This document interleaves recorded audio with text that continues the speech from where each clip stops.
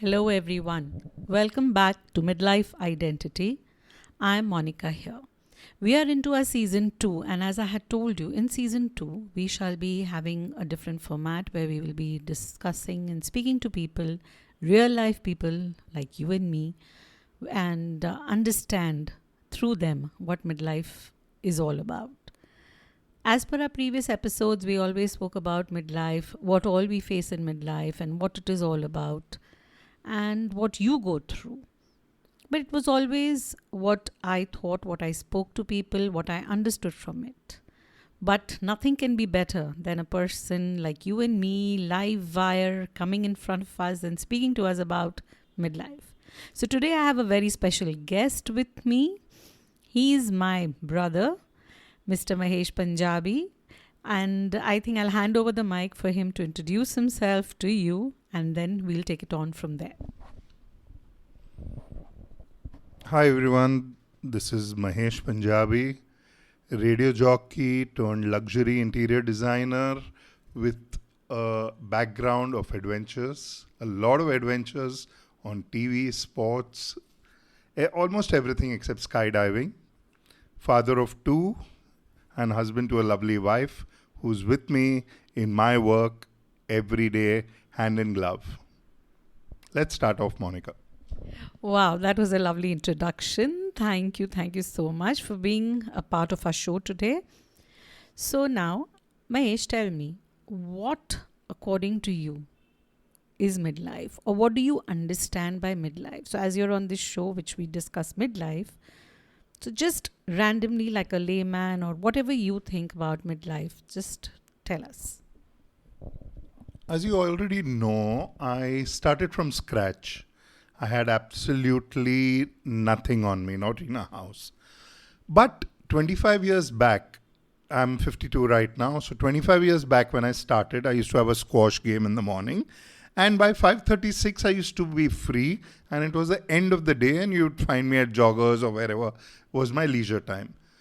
And somewhere down the line, I started 12-hour working days, and I got an office in South Bombay, then moved back to Bandra.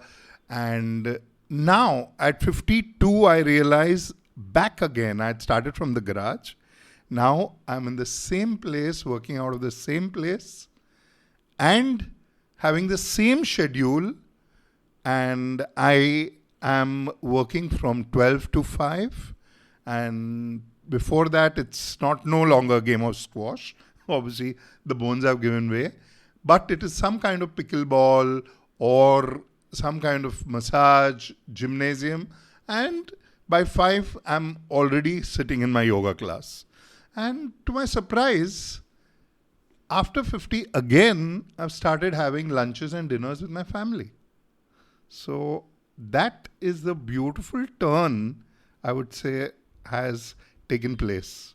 So life is a whole circle. That is what I can actually witness.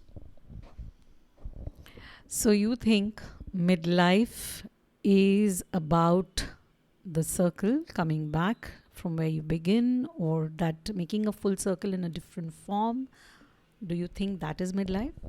For me, yes. So, now as you just told us about where you began from and now you're coming back there, but do you feel emotionally or mentally what is the change that you experience?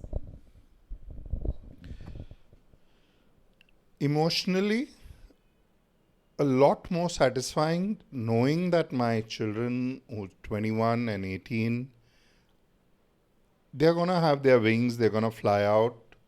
So emotionally, I really value the time right now, which wasn't valued 10 years back or 15 years back when they were 5 and 7 years old.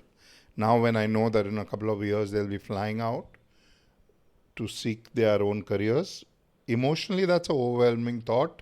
And there's a lot of emphasis on giving them the time. And mentally, it is some kind of complacency which has set in. Very at ease complacency. It doesn't matter a couple of lakhs here and there, more or less, but It's, I don't know how to put it in words anymore. Wow. So actually, what you're saying is that emotionally, it's like you seeing your children are going to fly the nest, and you feel, you're that touches your heart emotionally, and you want to spend the maximum time with them, be around them, around family, because I'm sure when they were younger, you were all into the rigmarole of your daily life, working hard, and now you want to enjoy that time how much ever they are there with you. So what do you personally feel about now when you said that your children are ready to fly the nest, and what do you feel, or how do you think you would be actually facing it? Do you feel prepared? How do you feel about it? Looking forward to it, there's a lot of anxiety and positive anxiety and anxiousness. And every single day that I think that she will not be here, she'll be studying in Europe, and the plans are already underway. Yeah, I'm going to visit you 3 times a year, 4 times a year, which obviously, no matter how excited me or she may sound, but eventually they are going to have their own life and it's not possible. So that is the kind of mixed emotions that are there currently. So this is bang on what we speak about midlife, right? Midlife is when, the children fly the nest. And then we are into that phase of our lives where we have to deal with our own selves emotionally. As right now, what Mahesh said, like he told his daughter, yes, I'll be visiting you 3 to 4 times, and whether it happens doesn't really work. But, we just try to satisfy ourselves that this is how we are going to look forward to meeting our children, or just that empty nest, how are we going to deal with it and tackle with it? And that's when it hits us emotionally, as well as somewhere it our mental well-being also goes for a toss because of the emptiness. This is midlife again. Now, Mahesh, can you tell us a little bit about how do you look at yourself taking your life forward from here? When you mention it, you're 52. Now in the evenings, you can now do your pickleball, you can do your yoga, you can enjoy yourself and do a little bit of things which you did not do, when you were really working very hard, maybe in your 30s and 40s. So, what do you think from here on? How are you going to, spend your days, and how do you take your life forward from here? I would say I have a lot of clarity on what I have on my wish list or bucket list. Now, whether I do that or don't do that or it happens is quite uncertain, but a very clear cut imagination, clear cut, vivid picture that I can see myself is kids studying in Europe, me and my wife, Buddha Buddhi, sitting in a villa somewhere in a small village around Switzerland, renting that out for a month or two, at least every year, where the family gets together, and going for evening walks while the kids take their break from their everyday studies or professions, and they come over. We spend a couple of weeks together or a couple of months together, and I do some odd jobs there. And if not that, then my beach walks with my wife at Jew Beach every morning, and kids coming down the way all NRI kids come down for a couple of months and then they fly back and they're having their life and we having ours. That is what I can see. So, this is about actually you're saying slowing down? 100%. Absolutely. The whole idea of a person working 14 hours a day to switching to a 12 to 5 and looking forward to the golf game or to the club or to the evening yoga session and refusing very high taxing profile jobs out of Bombay, sometimes even out of the suburbs, and not burning the candle on both sides, bending backwards for the few extra lakhs. Definitely all this amounts to slowing down. Now, I don't suggest this. I don't advocate this. There are a lot of people who start at 50 and want to take life ahead.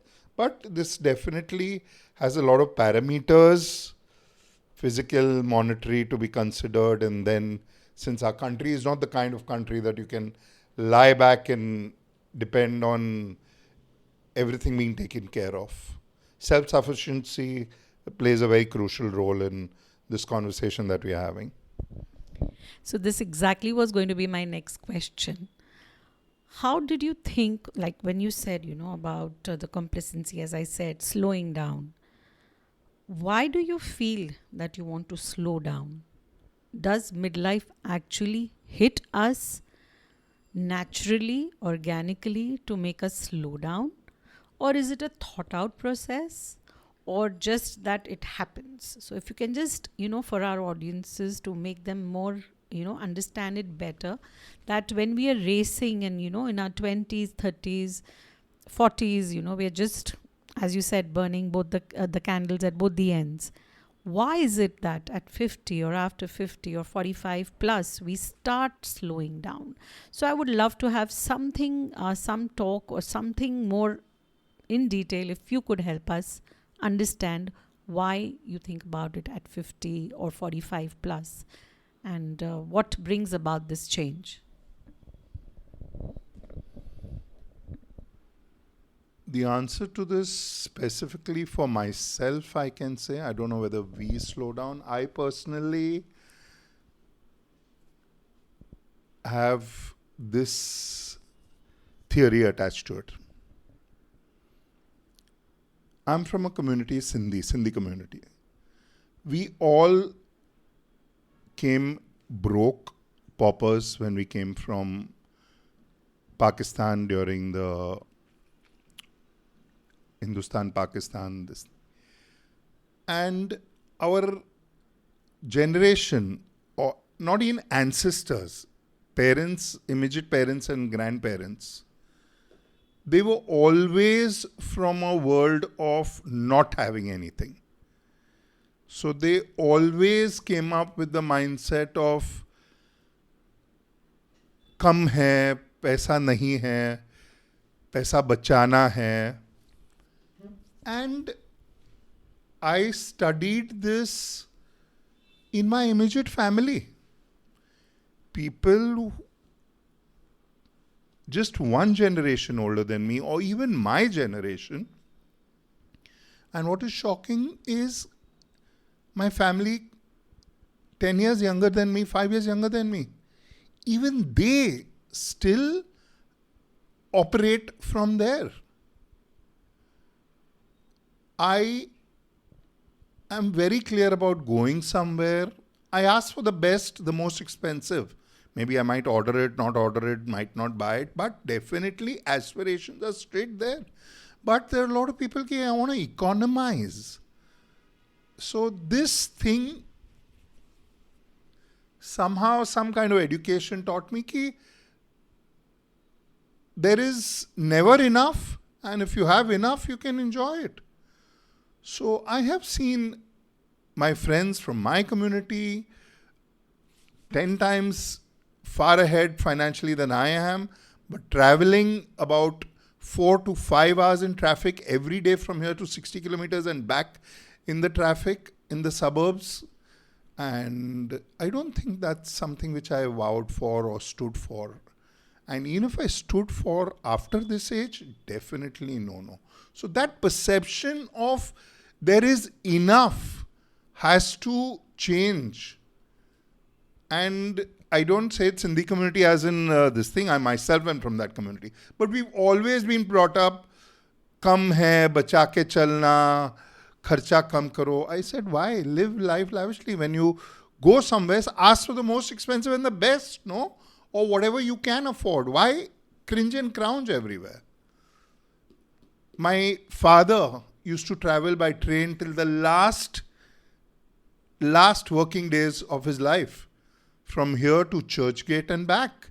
But that is out of habit, not that he couldn't afford or what, but it's out of habit. So these things really taught me what not to do. And I have always lived life the way I wanted it. People say बच्चों के साथ बचपन में छुट्टी में नहीं जाने का. You should go when they're old enough, when they remember. And I did all the Disneys in the world and all the Hong Kongs of the world and Barcelonas with the kids when they were small. And now they are grown up and they have absolutely. I mean, we barely have a week holiday throughout the year together. So this is where I'm coming from. I don't know if I made sense or got a point across or not. Of course, yes, but I'm sure, that was very sweet of you that, you have shared something which is so close to your heart, so much, what, because we all, end of the day, are shaped up, our personality shaped up by our environment, by our upbringing, from where we come from. And what you just said, that it is that the Sindhi community, and where we feel that it is not enough and paise bachao, because the Sindhis, I'm sure everybody knows, come, most of us, all of us come from Pakistan. That is, I'm talking about our grandparents and everyone. They came from Pakistan, where they left all their riches, their lands, everything, and they had to start from scratch. So I'm sure it must be a very tough beginning for them. And this is the attitude they developed, because having everything, then not having anything and rebuilding it, so definitely they value it very differently than us.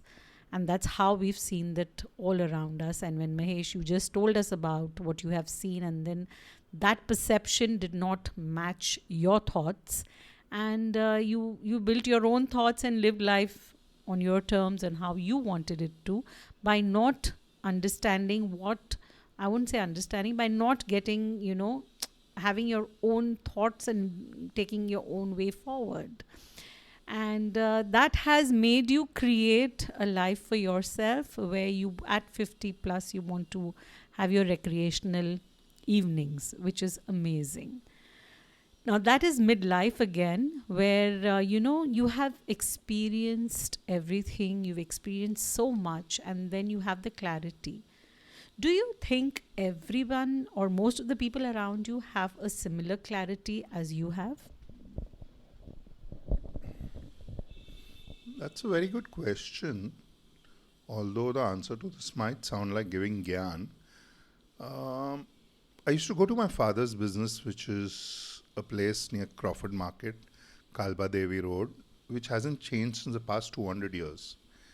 Every moment that I stepped into that place, I was very clear about not wanting to be here for the rest of my life.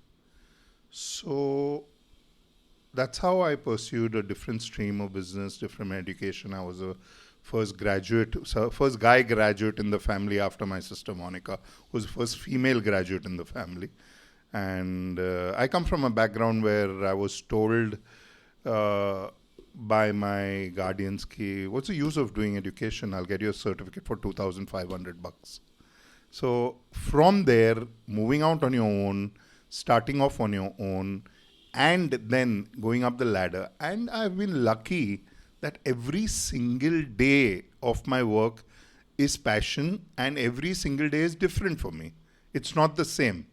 And I enjoy my work compared to where I started from, which I said that was the last thing I wanted to do, sit on my family gala and sit and work there. So what my suggestion is, pursue your dreams, just go for it. You might not get or reach financial success, but emotionally, mentally, you will be in a far different state of mind, far ahead in life, far more complete with yourself. This is what I can suggest. Yes, there will be fear of settling down, of getting married, of will the finances be enough. But I think you just have one life. That's the roller coaster part of it. That's the fun bit. I couldn't see myself selling playing cards sitting on that counter for the rest of my life. So definitely just jump in. Jump in. That's what I suggest. Wow, I'm sure, as he said, he had the clarity because he did things that he did not want to do. Am I right, Mahesh? Yeah. So the clarity comes from when you have things that you don't want to do, and then you just cut it off your list, and then keep trying things, pursuing things that you really want to do till you reach your passion, your calling, your purpose, whatever you name it. Of course, all of us are not as equipped and as fearless, I could say, to be able to we are not so fearless to be able to actually follow, pursue our passions, because we have responsibilities, mindsets, perceptions.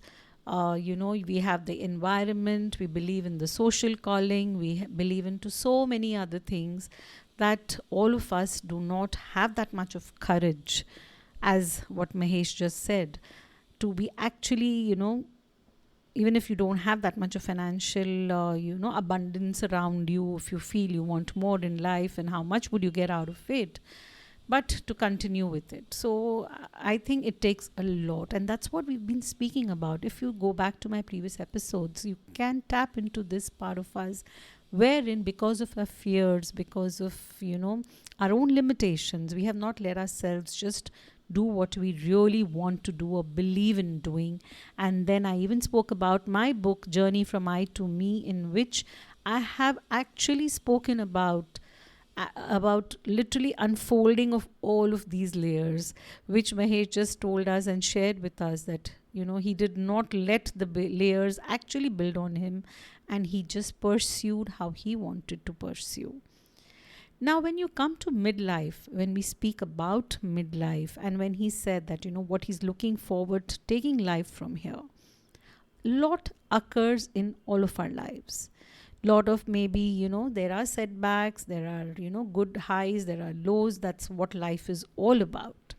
Each one of us experience life very differently. Our reactions to life is very different. So, Mahesh, do you want to give us and our audience and all our people out there a little bit of advice of how we react to life, and how does it change at midlife, at 50, and how we react to life at 30?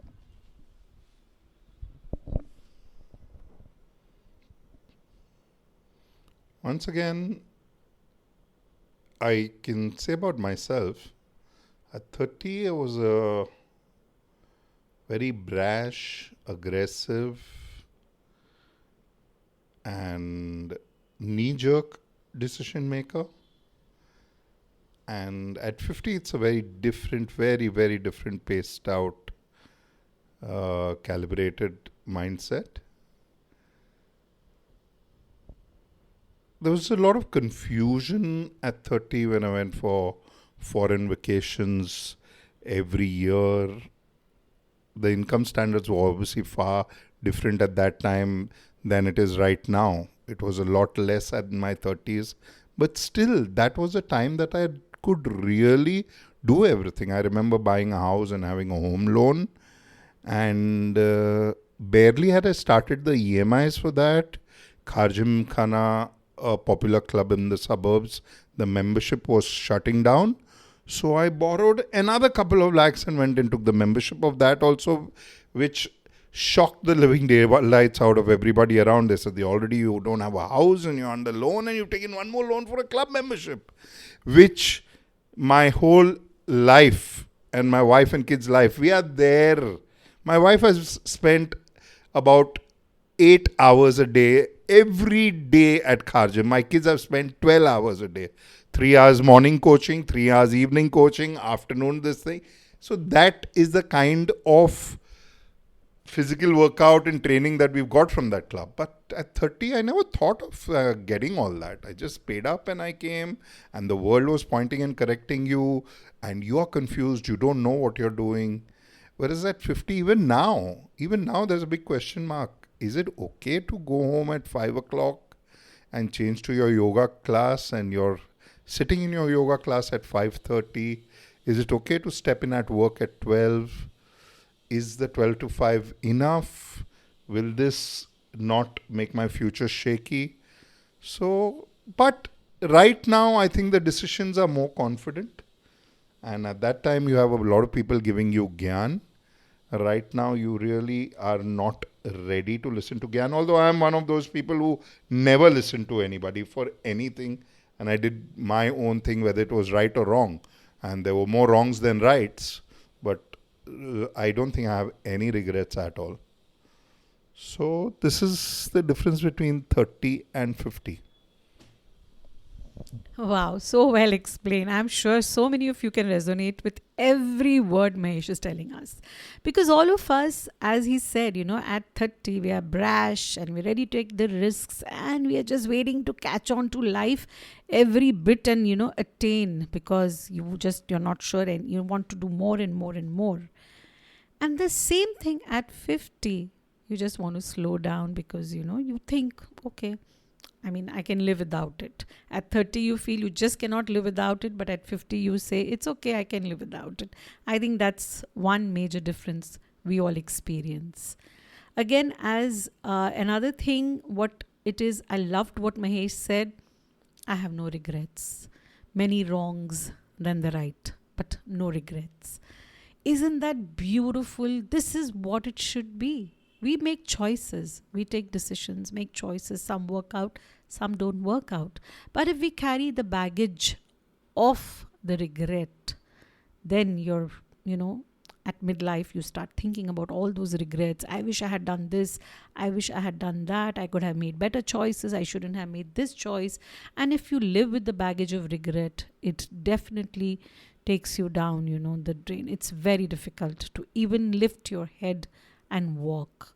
Lift your head in the sense that the whole baggage, that luggage, that weight just puts you down and you're not in that frame of mind to wake up and get going with your day. So the very fact that you do not regret it and you're fine, it's a very big courageous step. And Mahesh, we are so proud of you for that. Really proud of you for saying that and sharing it with our audience. And whoever so is hearing it, and if ever you feel some remorse, some regret in any corner of your heart, just throw it off. It's fine. We have just one life. And that's all we can do is, just make the most of it. And then when we touch midlife, it's you've experienced so much, you've done so much, and you want to do more. As if you remember in the conversation, as Mahesh said, in 50, I want to slow down. And he has a sister who's just opposite. At 50, she wants to just race and go raring. And this is what I've started. I started my corporate training at 50. I started all this after I turned 50. And my podcast is now there since 2 years. And yeah, I'm going. So, of course, it's what we love doing.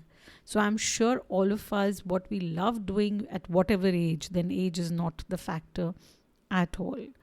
As Mahesh just shared with us, according to him, midlife is somewhere he feels he's just, had a whole circle and he wants to take it easy and enough and change the perception, and he's lived only on his terms.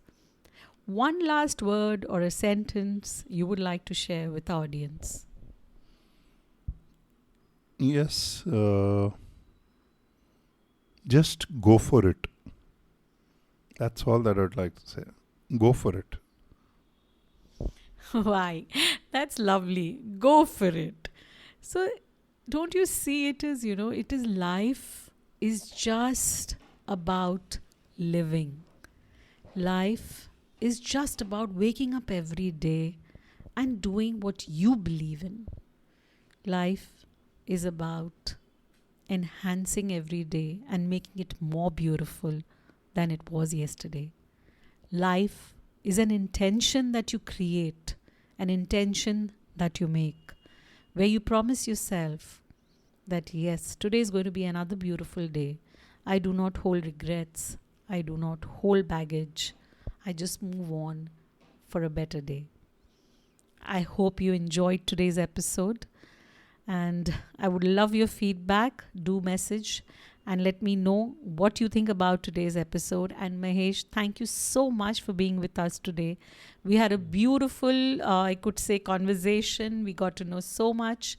What a young, raring man who is all out there to get going and is in, just racing. And the same person, how he can make the most of life and most of every day. So thank you, Mahesh. I'm sure our audience must have got so much of learnings today. Thank you so much for being a part of our show. Thank you. Thank you, Monica.